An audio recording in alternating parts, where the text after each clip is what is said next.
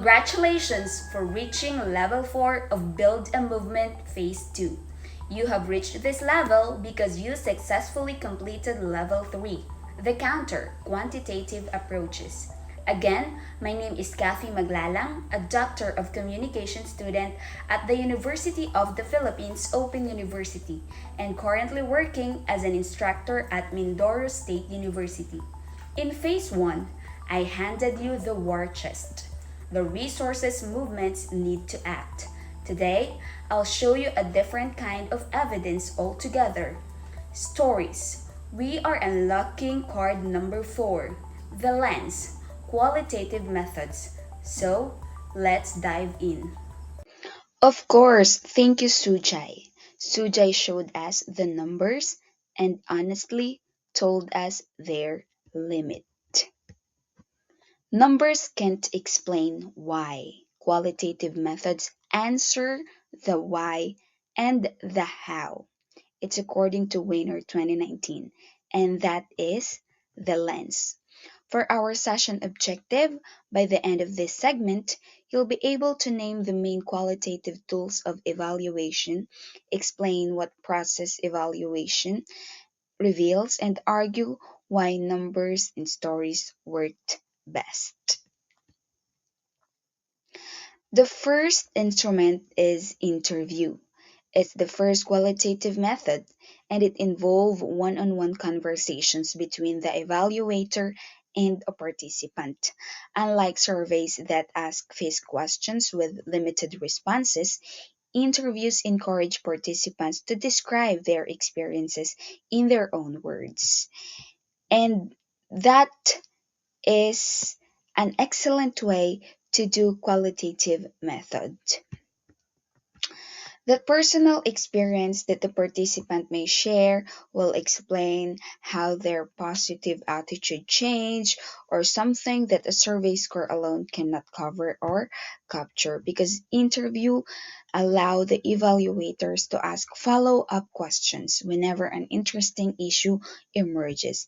And because of this flexibility, interviews are particularly useful when the researchers want to understand individual experiences and motivations, emotions, as well as decision making processes. The next instrument is focus group discussions, also known as FGT, and it brings together approximately 6 to 10 participants who discuss a topic under the guidance of a trained facilitator. So instead of collecting individual opinions, focus groups help researchers understand how people think together and participants react to each other's ideas, agree, disagree, and sometimes challenge one another. So, suppose a local government launches a disaster preparedness campaign. A survey may indicate that 90% of residents are aware of evacuation procedures, and that sounds successful. But during a focus group discussion, participants might reveal that although they know the procedures, many still hesitate to evacuate because they worry about leaving their homes that are unattended or they fear that they will lose their livestock. Because focus groups reveal community beliefs, shared values, social norms, and barriers that influence individuals' behavior. Now, the next one is observation. Sometimes people behave differently from what they report in surveys or interviews. Observation allows evaluators to directly watch what happens in real life settings. So imagine if you evaluate a school feeding program. The teachers report that every child washes their hands before eating. However, when evaluators observe lunchtime activities, they notice that many students skip hand washing because the washing area is overcrowded and there is no soap available. The difference between what people say and what actually happens provides important information. And observation helps evaluators identify implementation problems, organizational practices, and environmental factors that influence success of the program. According to Patton 2015, He explained that direct observation involves contextual understanding, what we cannot always be obtained through interviews or questionnaires because it captures behaviors as they naturally occur. Now, the next important qualitative method is case study. A case study involves an in depth examination of single organization, community, event, or program over time. And rather than producing broad generalizations, case studies seek to understand a situation in its real life context. So, for example, instead of evaluating all community radio stations in the Philippines, researchers will just conduct a detailed study of one station that successfully increased disaster preparedness among coastal communities. And they would examine its communication strategies, leadership, partnerships, community participation, and challenges. And through this detailed investigation, the researchers will gain insights that will help them improve similar program elsewhere. As discussed by Yin 2018, case studies are especially appropriate when researchers seek to answer how and why questions within complex social settings. Now, let's proceed with one of the most participatory qualitative method. It is the most significant change technique or MSC. Well, unlike conventional evaluations where experts determine what outcomes matter, this MSC asks community members themselves to identify the stories of change they consider most meaningful. The participants share their personal stories and describe how it affected their lives. So the evaluator does not decide what success looks like.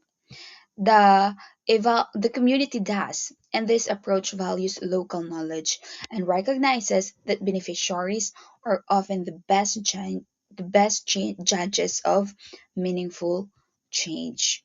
So according to Davis and Dart, MSC technique encourage learning, participation, and reflection throughout the evaluation process. Okay, and as Amor will explain in level 6, this method will become very powerful when evaluating complex communication and development program, where outcomes cannot easily be measured using numbers alone. Now, to better understand the value of qualitative evaluation, let's examine a real study conducted by Hatcher et al. 2020, wherein they evaluated a community mobilization intervention in South Africa designed to reduce violence against women and improve gender equality.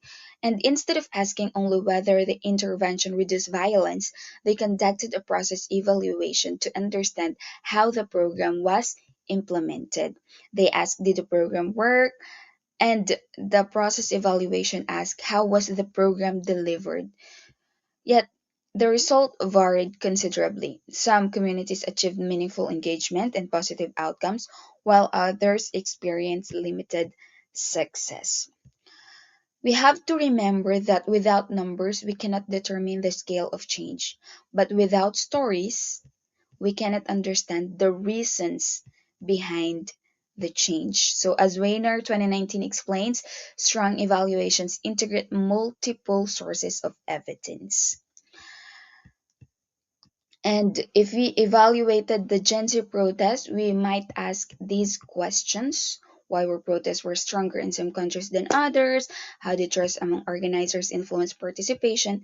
And among others. And it required conversations, observations, and personal narratives and lived experiences. So without qualitative methods, many of the voices that shaped the movement would remain unheard. So, here is the fourth evaluation card, the lens. Qualitative methods reveal the human experiences behind the numbers, and they answer the one question that statistics alone can never fully answer: why? Okay, so congratulations on reaching or on unlocking level 4 and for reaching Level Unlock Challenge. Hatcher's team found that how a program run matters as much as whether it exists. Should process evaluation be required for every program, even on a small budget? Take a side and defend it. Mark level 4 unlocked To move on to level 5, we can now measure with numbers and with the stories. But one pillar of ACSM stubbornly persists both. The slowest, messiest, hardest thing to measure of all, advocacy. To track the signals of political change, over to Danica.